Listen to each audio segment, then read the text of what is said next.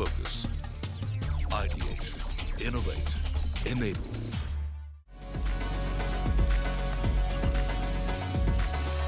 Build India Vision, an initiative by FOAID in association with Ultratech. Celebrating 10 years of the Festival of Architecture and Interior Designing, Build India Vision 2023 emerges as a dynamic force for change, bringing innovative solutions to India's architecture.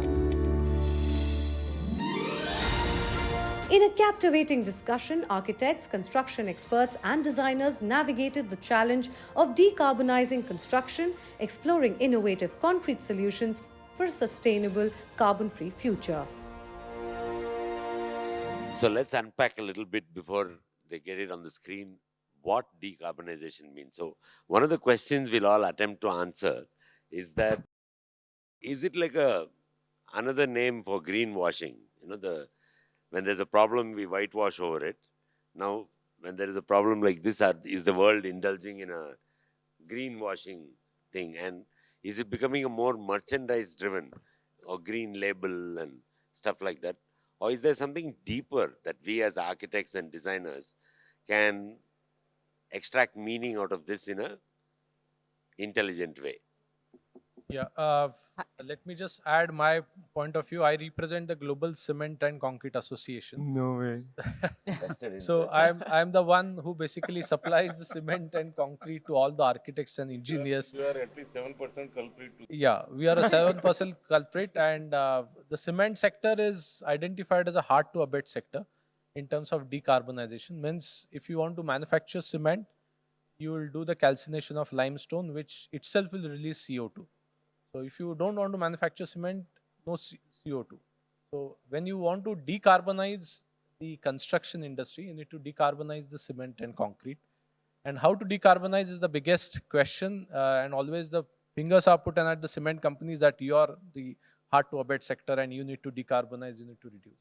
But at the same time, as the theme says, is a build India vision. So how we want to build our India, whether it will be same as business as usual, we want to have a 8%, 10% CAGR growth, or you like to stop, take a look at what are the current emissions and what is the carbon budget, which the globally they have announced, and how much is the contribution from our side.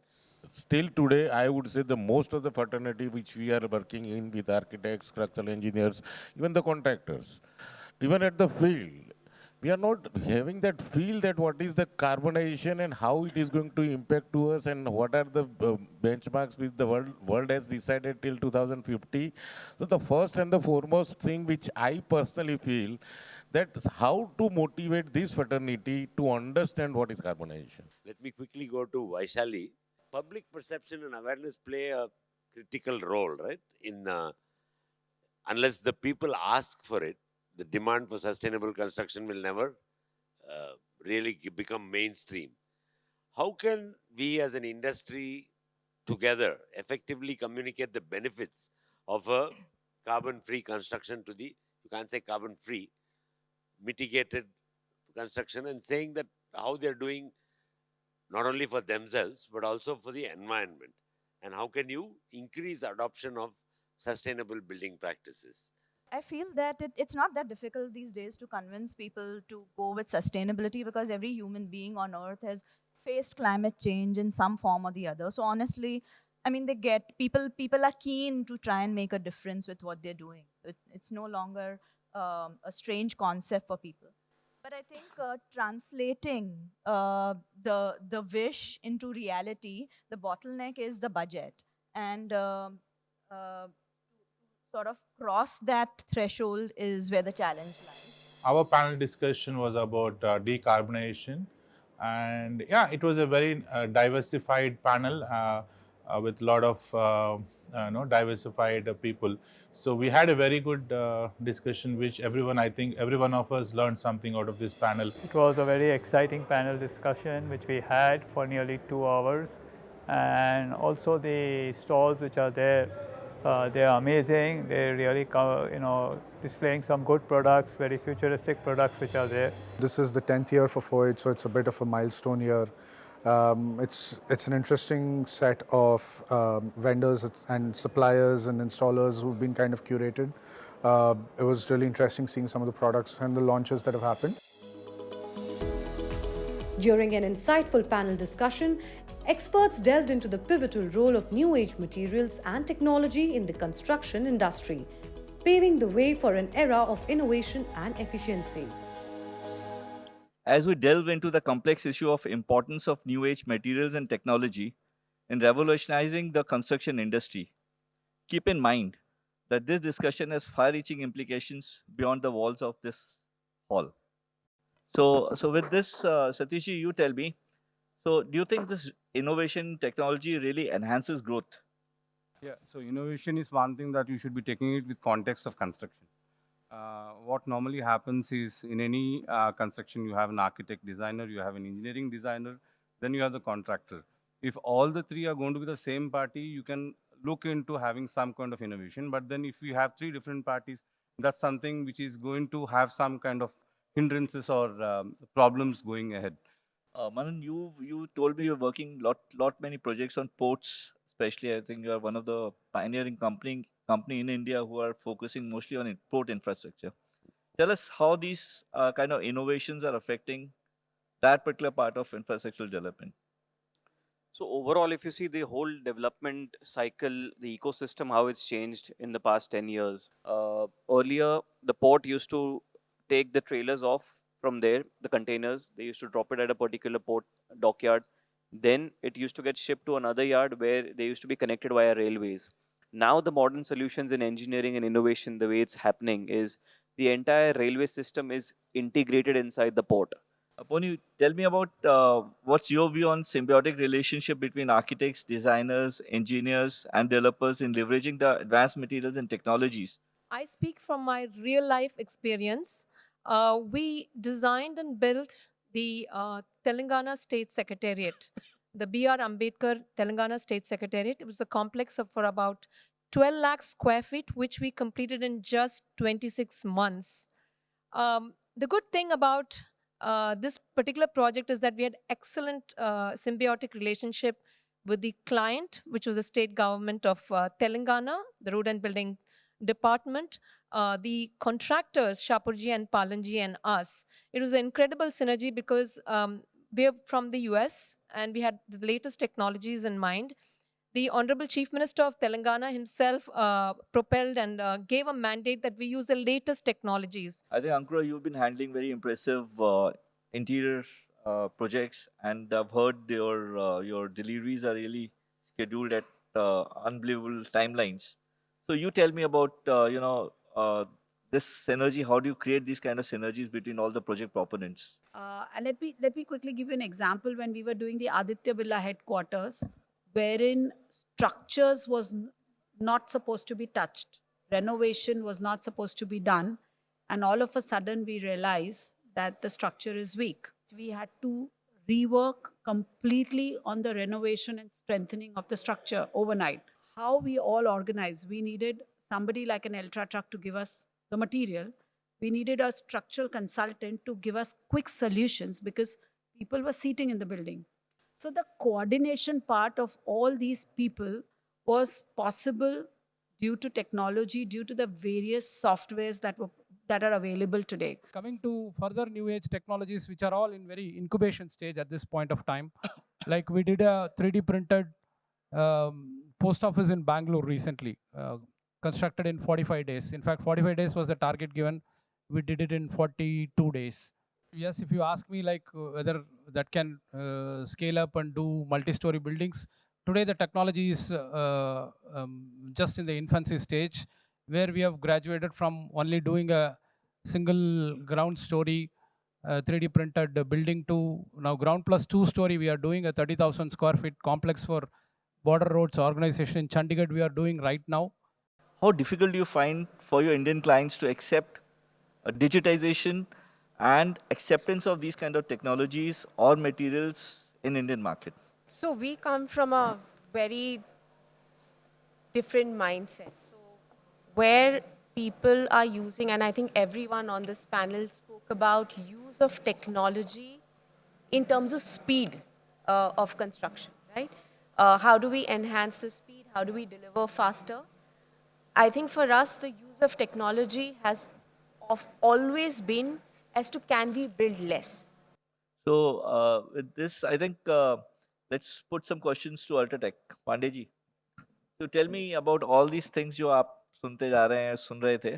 तो उसमें what has been the role of manufacturers? Because you have the basic role on which everything stands. Talking about M80, M100. Tell us about your attitude towards it, your R&D about these particular things. Yeah. So, wow. It's amazing to see what has been going on in precast, and we believe precast is the thing for present as well as the future. And precast itself, I believe, is changing. Like as he mentioned, three-dimensional precast. I mean, people there are. And so our approach to this is to collaborate. You know, to identify the problems and provide the solutions. We can play a small part. We can bring in the right materials. We can, like concrete of today is different than concrete of yesterday, right? So yesterday we only talked about M something, right? Today we talk much more. We talk about flowability. We talk about early strength. Precast needs it 16 hours. They sometimes talk about 8 hours. You know, demolding time, all of that. So the material has to support the technology. So thank you for joining us today for the insightful panel discussion on the importance of new age materials and technology in revolutionizing the construction industry. As we conclude this discussion, it is evident that the importance of new age material and technology cannot be overstated. They have the potential to revolutionize the way we design, the way we construct, and maintain the building, ultimately transforming the entire construction industry into something blissful. See, this is the second consecutive year we have been participating in FOID. Usually we used to do in Delhi. This is the first time we are doing in Mumbai. And this time, this Build India vision, the concept which has been curated, has been something which is need of an hour, because earlier it was all related to retail and residential. So this is the first time wherein FOID had stepped out of their comfort zone and they have gone into something wherein they talk about building a nation, they talk about infrastructure projects, and they talk about something which is larger. Build India Vision, an initiative by FOAID in association with Ultratech. Build India Vision, an initiative by FOAID in association with Ultratech. In a thought-provoking panel discussion, industry experts explored the theme of sustainability in high-rise, need or greed. Exploring the intricate relationship between cutting-edge urban development and ecological responsibility. So as all of us will agree that reaching the skies, touching the skies is a human instinct, you know. I mean, anything that you want to say, you want to raise your hands, anything that is to be done with the tall is always considered as a motivating atmosphere. So the first thing that we could see that all our religious structures, they expressed the tallness. Our temples had the shrines where there are nice shikaras. Our churches have the steeples where also they go tall, and the mosques have the minarets. So this was the first expression through an architecture for the religious structures.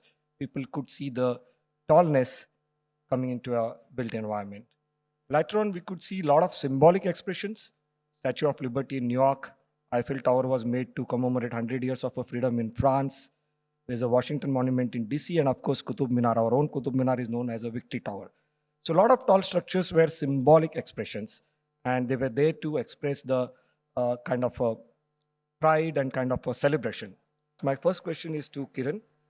Kiran, your practice has been designing many of the city's high-rises, which have successfully fitted into the urban fabric. You have been first in the row to develop those high-rises, which are complete and standing tall in Mumbai city. What were the conceptual considerations and approach taken?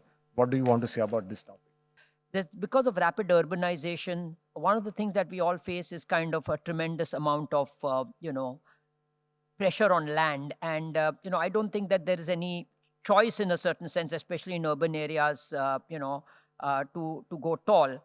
But I think with that comes its set of problems in terms of high energy needs, etc., etc. So I think the issue is that I think we've now just about begun to understand sustainability. Because earlier, I think there was a time not very long ago when the goal of this was to create just an awareness amongst people that the problem exists.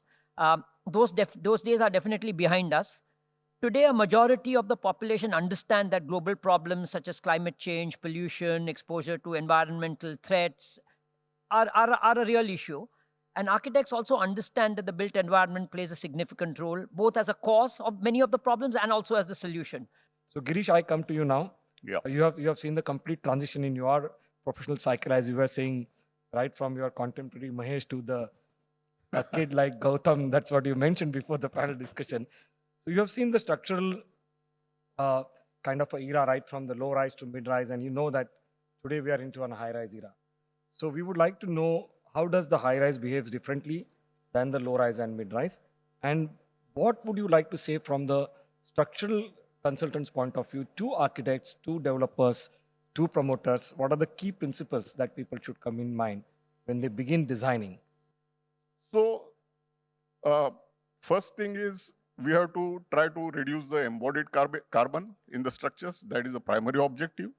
And then facilitate architects and other people who are involved in the design to implement their green ideas in the building. And that's what the solution giver's perspective is, the main objective of structural engineer.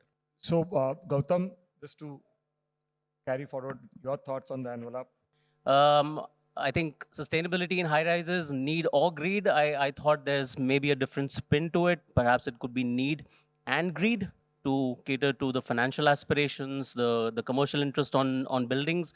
But I think it's more critical that it needs to be need before greed. Today's age concerns and the sustainability in high rise. I would now keep the floor open for both my architectural friend, Kiran and Carl. What do you want to add? I think one of the issues that I think we need to raise up, and I think this at a city level needs to get raised up, is post-occupancy evaluation. The focus, I think, slightly needs to shift to the life cycle of the project. Carl, you want to add something? Yeah, I have a point. I don't know whether it's appropriate or not, but we, in the structural engineering field, we've seen in the last couple of years, there have been a regular revision of codes. And one often wonders whether the codes are overprescribed. And the reason to ask this is the amount of steel and concrete that goes into a building almost takes care of 50-60% of the entire industry we're talking. So whether the evidence-based design or the performance-based design. With this, I know this can go on because the topic is very intense and complex. So thank you very much to all my panelists. Moderated by Money Control's Vishal Bhargav, industry experts weighed the advantages and challenges of self-redevelopment compared to conventional redevelopment, exploring their roles in reshaping urban landscapes. So I'll start with you, Ram. You're actually the only one over here who's done redevelopment, the conventional, as well as self-redevelopment. Why do you think conventional redevelopment scores over self-redevelopment? First and foremost, redevelopment is a tried and trusted method of development, right?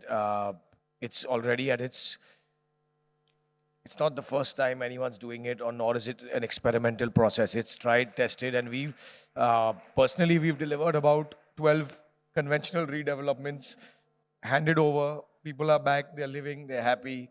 So the process is tried, tested, and can't go wrong. Harshal, you have written many books in your life. One of them is on redevelopment. Why do you think self-redevelopment or hybrid can work? So eventually, when you're looking at redevelopment, it is this developer skill set as a professional which becomes extremely important. Now, what self-redevelopment does is engaging a developer for his skill sets as a development manager. Ajay, you did one redevelopment building which overlooks a race course. After going through that experience, is it that you say, boss, it's too tough going all in, it's better to do hybrid? Is that the learning you've had? Basically, what is more important is numbers out here for the builder. And normally, as builders, when we go and take up redevelopment projects, we always see that we might have 35 to 40% margin at the end of it. But we'll end up having 10% margin or not even that at point of time.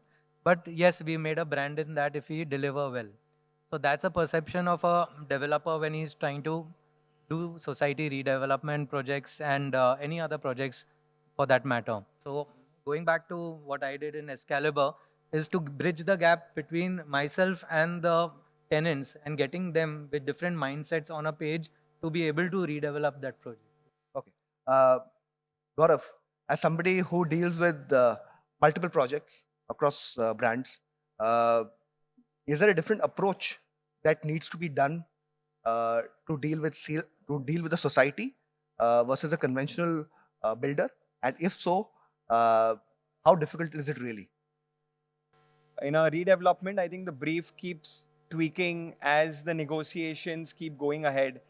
And but in the hybrid model and the self-redevelopment model, we face a lot of challenges because it's not the development which you are actually targeting. It's more the issues of the society you are getting entangled with. You know, this neighbor, this floor, I don't want to be next to this gentleman. We are located here. So there are lots of aspects in design which, you know, just open up, which a traditional development which a builder is controlling, I think he puts his foot down saying that, you know, I have a vision and this is the vision and let's go ahead in this direction because he's looking at the bigger picture, right? So I think the vision is which actually changes, you know, in all these three models. Redevelopment model will be like the most safest model in terms of design because you know that you'll realize the vision at the end. So basically, in self-redevelopment, there's no skin in the game for a branded builder to really get his juice. There's a lot of emphasis on projects, residential projects which we design, which are also have offices and also have shops, commercial places. So nowadays, at least, we are trying to design buildings where you have a lot of mixed use, because of which you can cut the carbon footprint. Build India Vision, an initiative by FOAID in association with Ultratech.